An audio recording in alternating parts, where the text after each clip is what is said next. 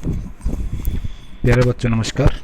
कक्षा 7 में हम अध्याय 2 प्राणी में पोषण पढ़ रहे हैं। इसमें हमने जो है लगभग पाठ है वो पढ़ लिया है, लेकिन कुछ इसका लास्ट में हमारे पास बच गया था।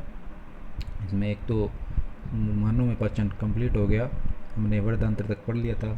वर्धांतर जो थी लास्ट में रह गई थी, थोड़ी सी पढ़ लेते हैं कि वर्धांतर क्या होती है। शुद्धांतर की अपेक्षा चौड़ी और छोटी होती है। नाम इसका वर्ध यानी बड़ी, क्योंकि चौड़ी होने के कारण इसको बड़ी कहते हैं। लंबाई इसकी कम होती है, छोटी आंत है उसकी लंबाई ठीक होती है, वो पतली होती है, लेकिन ये चौड़ी है और लंबाई में छोटी है। ये लगभग 1.5 मीटर लंबी होती है। इसका मुख्य कार्य जल एवं कुछ लवणों का अवशोषण करना। जैसे छोटी आंत के बाद जब इसमें भोजन आता है अवशोषण होने के बाद, फिर भी उसमें कुछ जो हैं जल और लवण रह जाते हैं, उनको भी अवशोषित बड़ी आंत कर लेती है। और बचा हुआ जो अपचित पदार्थ है वो मलाशय में चला जाता है, अर्थात अर्ध ठोस मल के रूप में रहता है। समय पर गुदा द्वारा यह मल बाहर निकाल दिया जाता है और इसे हम निष्कासन कहते हैं। तो इस तरह से हमारा जो है कंप्लीट हो जाता है। मुख से प्रारंभ होता है भोजन का पाचन, मुख गुहिका, फिर दांत, जीभ, ग्रासिका यानी ग्रास नली या मुख, उसके बाद ग्रास नली के बाद में आता है अमाशय, अमाशय के बाद छोटी आंत, बड़ी आंत और फिर मलाशय से गुदा द्वारा बाहर निष्कासन कर दिया जाता है। इस तरह से हमारा ये क्या हो गया कंप्लीट। लेकिन इसमें एक बिंदु और आ गया हमारा, दस्त। कई बार क्या होता है खाने पीने में गड़बड़ होती है, मौसम की वजह से भी गड़बड़ हो जाती है, तो पतले दस्त लगते हैं, मल बार बार आता है, उसको हम क्या कहते हैं दस्त लगना। ये जो होता है संक्रमण खाद्य विषाक्तता अथवा एपिच के कारण होता है। कई बार हमारा भोजन विषाक्तता युक्त हो जाता है, यानी शुद्ध न हो, या जैसे रात का खाना सुबह खाते हैं तो भी हो जाता है। तो ये हमारे जो कई बार बड़े प्रोग्राम होते हैं ब्याह शादी का, उसमें भी हो जाता है। तो पतले दस्त लगने के कारण शरीर में क्या हो जाते हैं, पानी की कमी हो जाती है, और लगातार पानी की कमी रहेगी तो उसकी जो है बहुत ज़्यादा खतरा बढ़ जाता है।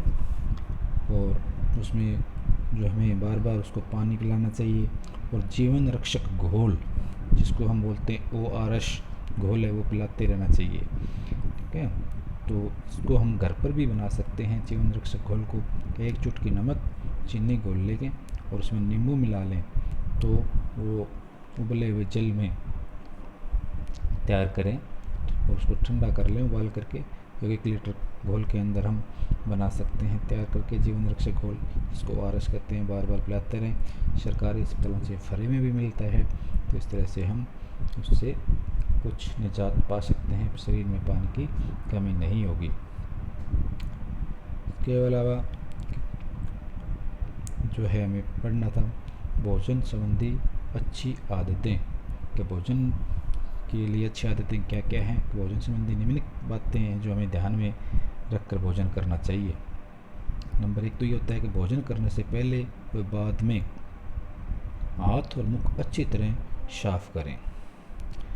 दूसरी बात है भोजन स्वस्थ स्थान पर बैठकर करें, साफ होना चाहिए। हम भोजन करना है वो साफ होना चाहिए। और भोजन हमेशा ताज़ा और ढका हुआ भोजन करें, निश्चित समय पर भोजन करें, ये भी है। ठीक है, पहली बात है भोजन करने से पहले हाथ मुँह अच्छी तरह धोएं, जहाँ भोजन कर रहे हैं वो स्थान स्वच्छ होना चाहिए।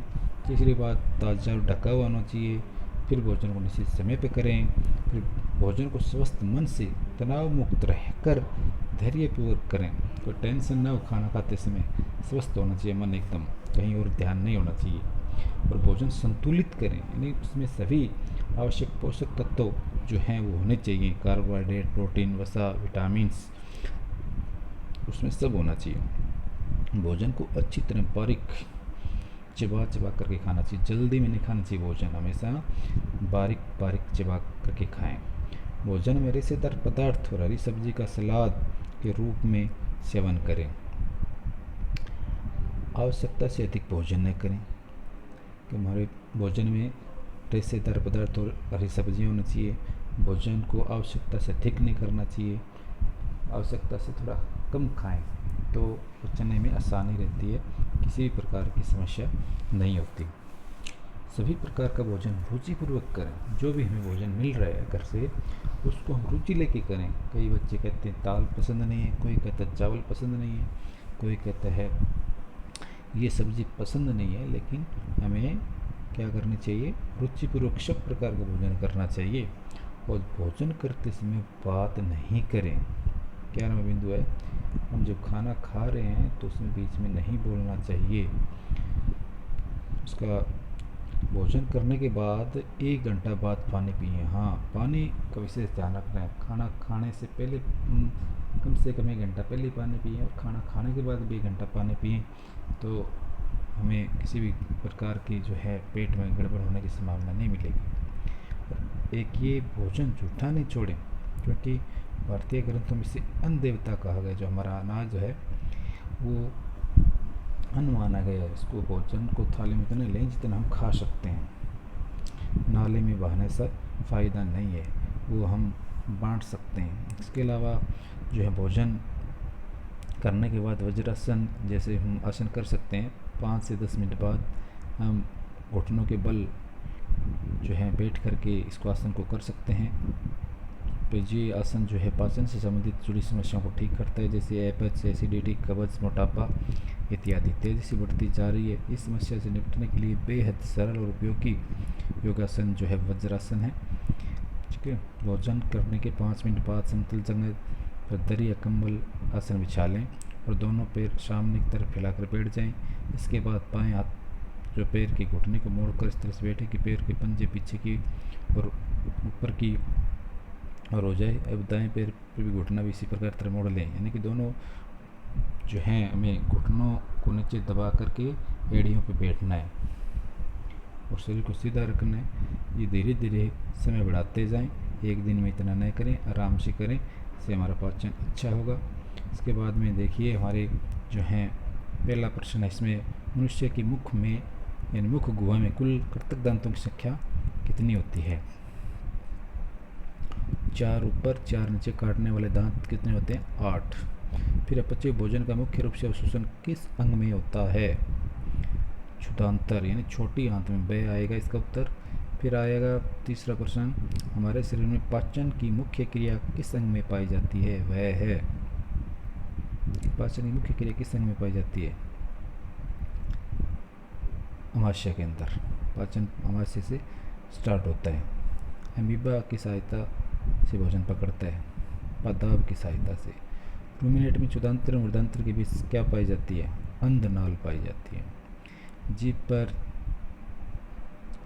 जो है द्वारा स्वाद का पता चलता है, क्या पाई जाती है? स्वाद कलिकाओं द्वारा स्वाद कलिकाएँ पाई जाती है। ठीक है, इसके बाद में लघुतरात्मक प्रश्न, अंतर्ग्रहण की क्रिया और जीभ पर स्वाद कलिका नहीं होगी तो क्या होगा? हमें स्वाद का पता नहीं चलेगा। रूमिनेट में अंधनाल नहीं होगी तो क्या होगा? सेलुलोज का पाचन नहीं होगा। उनसे विभिन्न प्रकार के दांत, 4 प्रकार के दांत हैं, उनके नाम और कार्य लिखने हैं। तो बच्चों ये हमारा वितरित प्रश्न, अमाशय में भोजन का पाचन कैसे होता है, अमीबा भोजन ग्रहण करने की पाचन की विधि बतानी है। लास्ट प्रश्न है, मनुष्य के पाचन तंत्र का नाम चित्र बनाएं। ये काम हमें कॉपी में लिखना है और याद करना है। इसके बाद में मेरे व्हाट्सएप नंबर पे सेंड करना है। Thank you. जय हिंद, जय भारत।